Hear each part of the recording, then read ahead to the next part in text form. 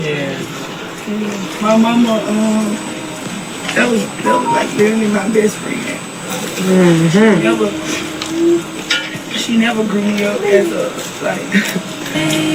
as a mama. Like she always acted as my best friend. Yeah. I look like these. I look like these. I look like these. I look like these. I look like these. I look like these. I also look like that. I look like these. I look like these. I look like these. I look like these. I look like these. I look like these. I also look like that. I look like these. I look like these. I look like these. I look like these. I look like these. I look like these. I also look like that. I look like these. I look like these. I look. Good evening and thank you for joining us. I'm Greg Hirsch. Lots of chaos there. I'm Stephanie Skurlock. WRG's Kwamitra Wilburn spoke to witnesses who say this could have all been avoided. It's an encounter that has left people in this South Memphis community heartbroken. Video shared with WRAG shows a man shooting and killing a woman following a massive street fight. Court documents identify the victim as Tamara Plummer. Close friends say she died protecting her children. MPD says the shooting happened on Quinn Avenue Thursday evening. Angela Hinton says Plummer, whom she affectionately calls Tammy, is her godniece. She was always happy when she come around me. The video starts with Plummer, seen in green, talking to two men. The adults are surrounded by rowdy teenagers. A witness and close friend says the men walked to Plummer's home with their children in an attempt to fight Plummer's children. Suddenly, a teen lashes out at another and a brawl breaks out. We've blurred much of the video since it's believed majority of the people involved are minors. You can see Plummer armed with a gun and the men attempt to break up the fight. After several grueling seconds, the witness tells WREG Plummer raised her weapon intending to end the fight. However, before Plummer could shoot in the air, this man walks toward her and fatally shoots her. Hello and welcome back to this channel. So good and so glad that you decided to come back by and see how your girl is doing and see what I got on my mind to talk about today. But you know me, I'm going to keep it short and I'm going to keep it simple. Now, I know that you were able to see the clips that were shown before I got on here, and it's a very, very sad affair to have a sister, a mother, somebody's child to die in such a tragic way. So let's talk about what led up to this point. I want to give a shout out to Twisted Crimes. I watch that broadcast a lot. It is so sad because most of the broadcasts that are on that particular show are nothing but brothers and sisters, Black Americans, who get into rough situations, who live lifestyles that ends in death. And so Twisted Crimes comes out with the latest information on deaths that happen within the United States that involve, for what I've seen so far, Black people. So that's where this clip came from, and it really touched my heart when I saw it. It was a mother. She was doing great things. She was an owner of a beauty supply store, and that is big ups because so much of our dollars go towards getting our nails done, getting our feet done, we buying hair, all types of stuff. We put a lot of money into the Asian community, and for her to have her own business, her own beauty supply business, I commend her for that. You know, hopefully that business had been set up the correct way where that business can actually go down to her children and build generational wealth for the next generations that she has. But as you can see, this mother was a good mother in terms of making sure that her children had clothes, making sure they had food, making sure that they had the necessities and some of their wants. However, she was not successful in being a parent. As her daughter stated at the beginning of the video, she said, "My mom was my best friend. She didn't raise me as a child, and she was the mother. She was my best friend. She always was my best friend."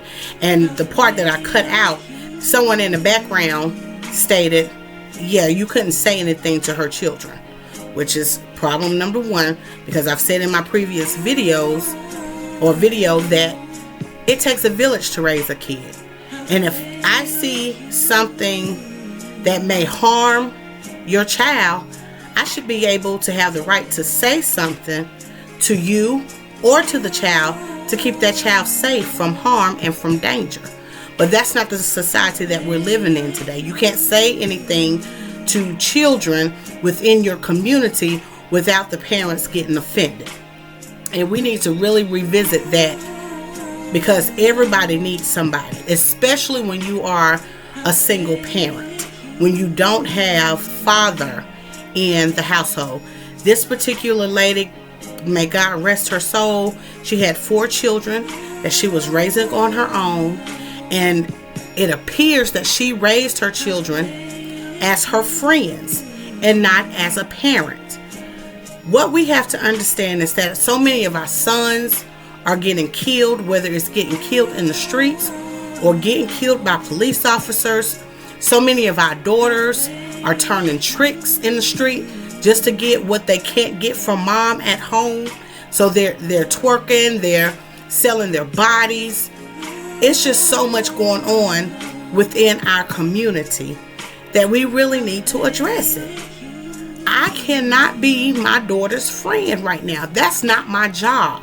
We are here when we become parents.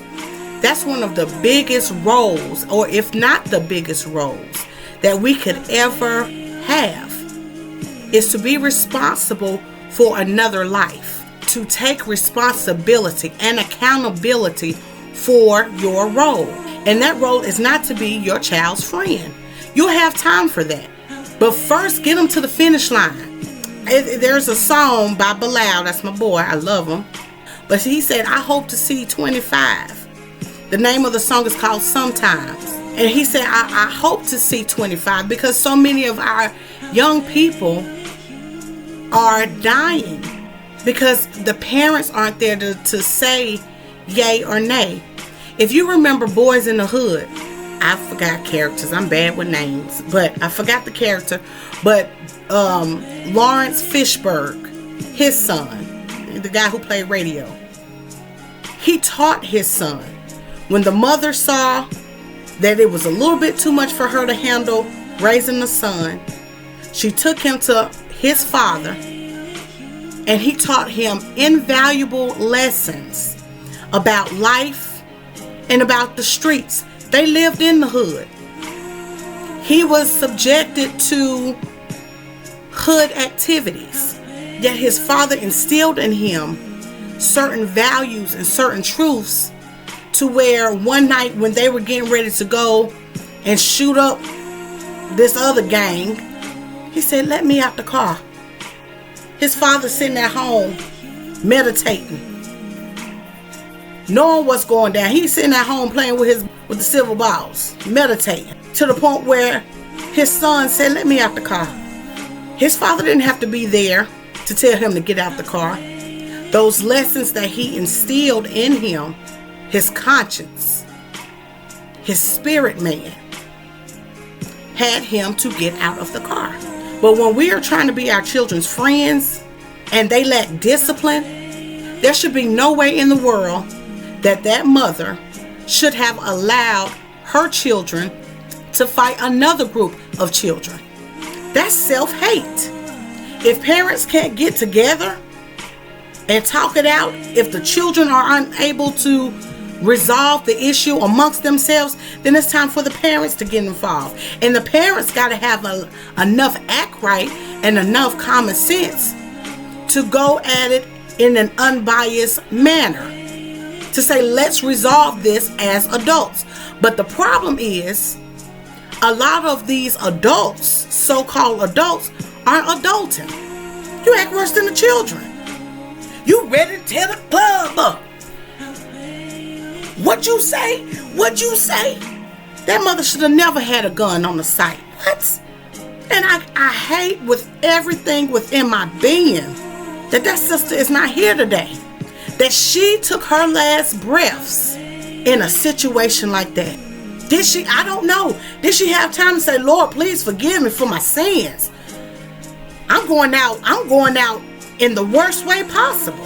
I'm going out with a gun in my hand, and I'm allowing my children to fight another set of children. And we're all the same people. For what? For street credit? It doesn't make sense, y'all. We are more than what we have become. If you haven't seen that video I made a few videos ago, we are more than what we have become. Allowing street fights, and that wasn't the only one, but unfortunately, that one ended in the death of a mother. Was it worth it? There's a lot of street fights that you see on TikTok and on social media. And we praise this. We look at this and we embrace this. Why? Why are we fighting each other? When are we going to wake up? That's why I put that scripture in there. When I was a child, I spoke as a child. I did childish things. But when I became a man, when I became a grown-up, I put those things away. Things that I did 10, 15 years ago. I can't do those things now. I mean, I can, but for what? Looking crazy out here in these streets. Do you know how much money Jerry Springer? Do you know how much money Maury? Do you know how much money paternity court has made off of us acting like a fool? You are not the father. I slept with my sister's husband. Huh? And they sit back with their little cue cards. They sit back. Bring them on out. Bring them on out. Oh, this is going to be a good one right here. Yeah, the rating's going to go through the roof. Same thing with social media. People will capture stuff.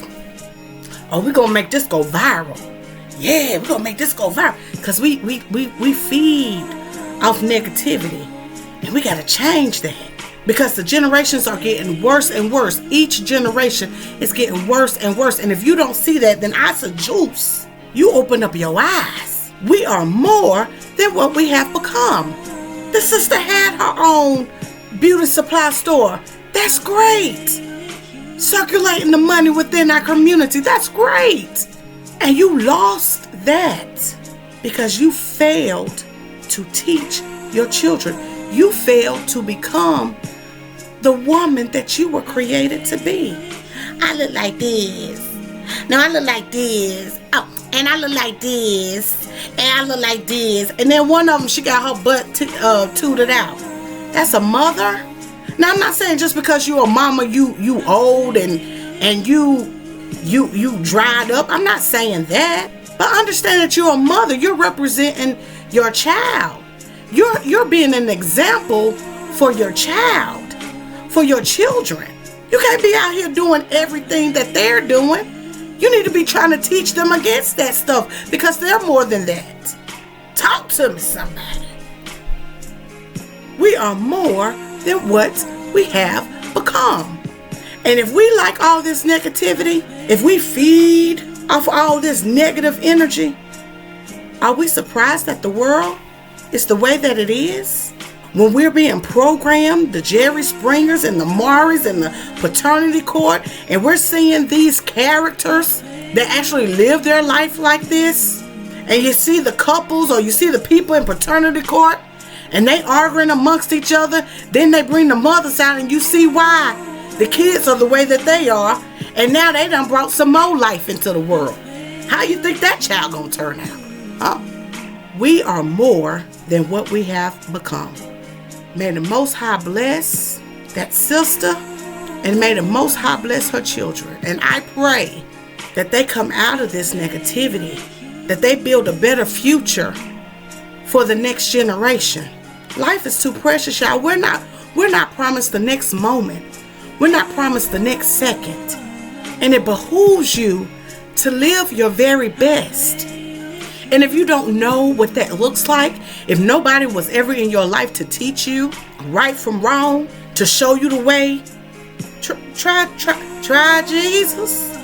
That's what y'all know him as. That's not his real name, but that's what you can relate to. That's what you can relate to. So try the Most High. Check out some of my previous videos and start there. But we gotta do better, my brothers and sisters. We ain't gotta show out like that. We ain't gotta do that. Have some class about yourself. Have some decorum about yourself. Let your little light shine. Anyway, I hope you enjoyed this video. I shall be back. If it's the Most High's will, you know what to do. Subscribe, comment, like, share, and leave your comments below. And I shall see you in the next video. God bless. I love you. And I'll see you next time. Mwah.